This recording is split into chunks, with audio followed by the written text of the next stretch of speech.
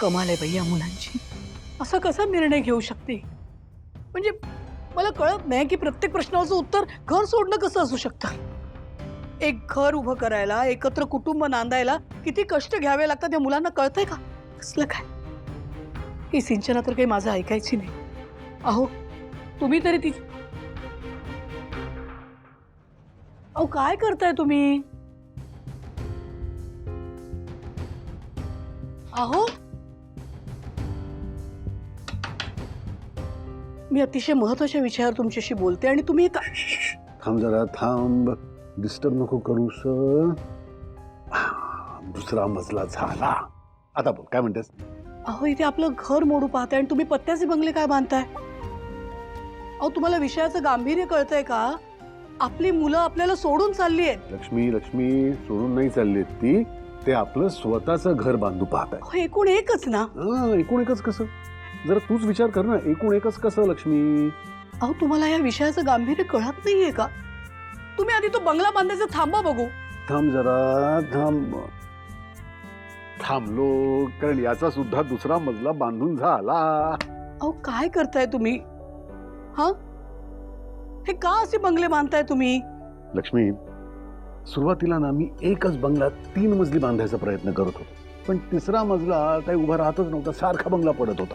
म्हणून मी काय केलं, तो हट्ट सोडून दिला आणि 2 मजल्याचे 2 वेगळे बंगले बांधले. बघ आता दोन्ही बंगले अगदी व्यवस्थित झालेले आहेत.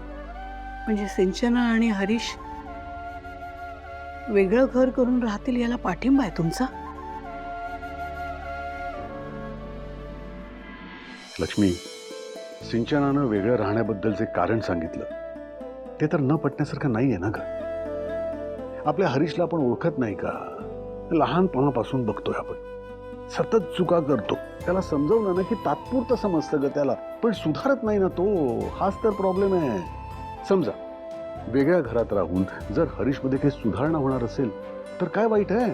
आपण तोच प्रयत्न आपण इथे करू शकतो. इथे राहून नाही का सुधारू शकत तो? अगं इतकी वर्ष आपण प्रयत्न कमी का केले? सुधारला का तो?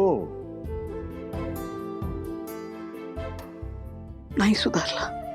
पण काय करू? अहो आई आहे मी, मन जड झालंय माझं. सिंचना सारखं म्हणते की आपल्या सानिध्यात राहून तो बिघडलाय. हा नाही नाही लक्ष्मी, नाही, चुकते असतो. तिचं तो बिघडलाय असं म्हणणं नाहीच आहे. ती म्हणते की तुझ्या सान्निध्यात तुझा मुलगा रमलाय. समजा वेगळं राहिल्यावर त्याचे डोळे उघडणार असतील, त्याला खडबडून जाग येणार असेल तर काय वाईट आहे ना ग? अगं सिंचना एवढ्या विश्वासानं म्हणतीये तर देऊन बघूया ना तिला एक संधी. आणि खरं सांगू का लक्ष्मी, आई वडील म्हणून आपल्या मनात जी अशी धाकधूक असते ना, ती आधी काढून टाक. अगं ही पिढी आपल्यापेक्षा खूप वेगळी आहे. त्यांच्यासमोर जी आव्हानं आहेत ना, त्यांचा आपण विचार सुद्धा करू शकत नाही. आणि ती सक्षम आहे ग आव्हानं पेलायला, आव्हानांचा सामना करायला. आणि आई वडील म्हणून आपण आपल्या मुलांकरता काय करू शकतो?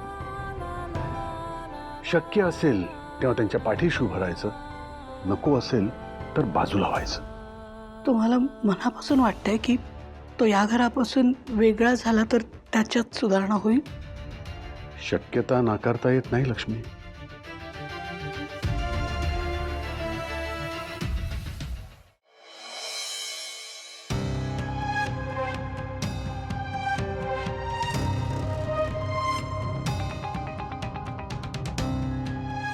सिंचू तू हे काय करतेस? कपडे भरतीये. का रे? व्हॉट? एक मिनिट. म्हणजे तू हे ठरवून चालली आहेस का की उद्याच्या उद्या आपण इथून शिफ्ट होणार आहोत म्हणून? एक गोष्ट लक्षात आहे ना तुझ्या, आई बाबांचं अजूनपर्यंत डिसिजन आलेलं नाहीये.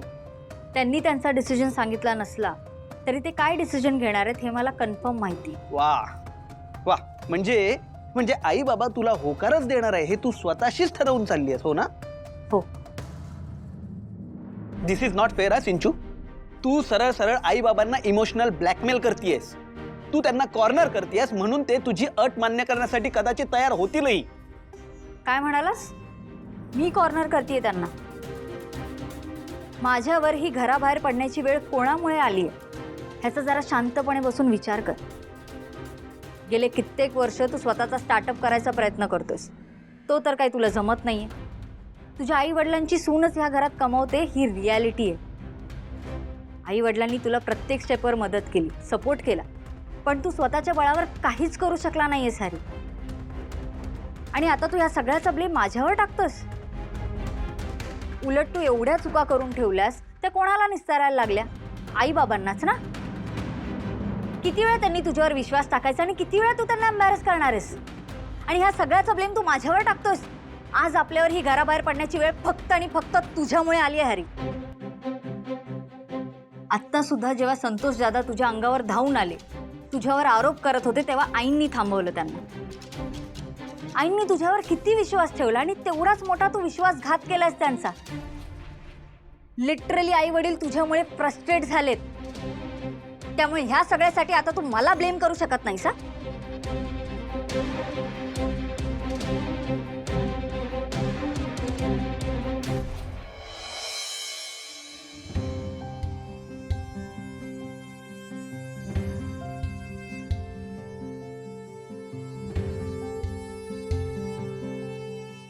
बाबा,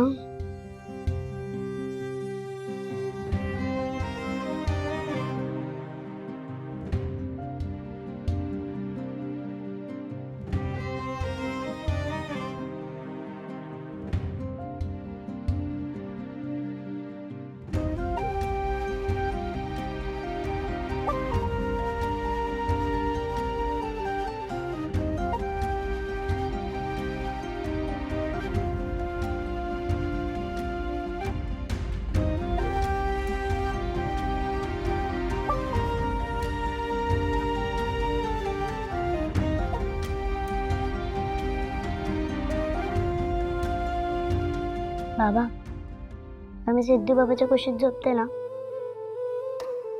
तेव्हा मला तो अशीच पापी देतो.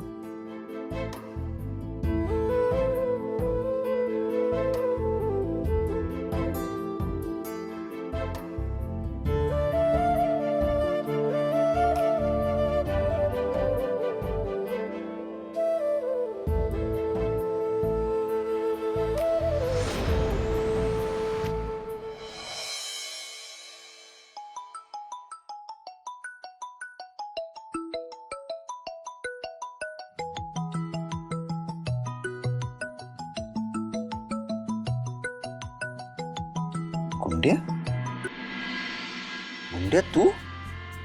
अगं इतक्या रात्री जागी कशी काय तू? झोपली नाहीस अजून? सिद्धू बाबा, मला झोपच येत ना, मला गोष्ट सांग ना. अरे बापरे, असं झालंय का? ठीक आहे, तुझा बाबा आहे ना, टेन्शन कशाला घ्यायचं? सांगतो. कुठली सांगू? सांग गोष्ट. श्रावण बाळाची. श्रावण बाळाची गोष्ट आपण सांगितली ऑलरेडी तुला. पण मला तीच ऐकायची आहे. ओके, सांगतो.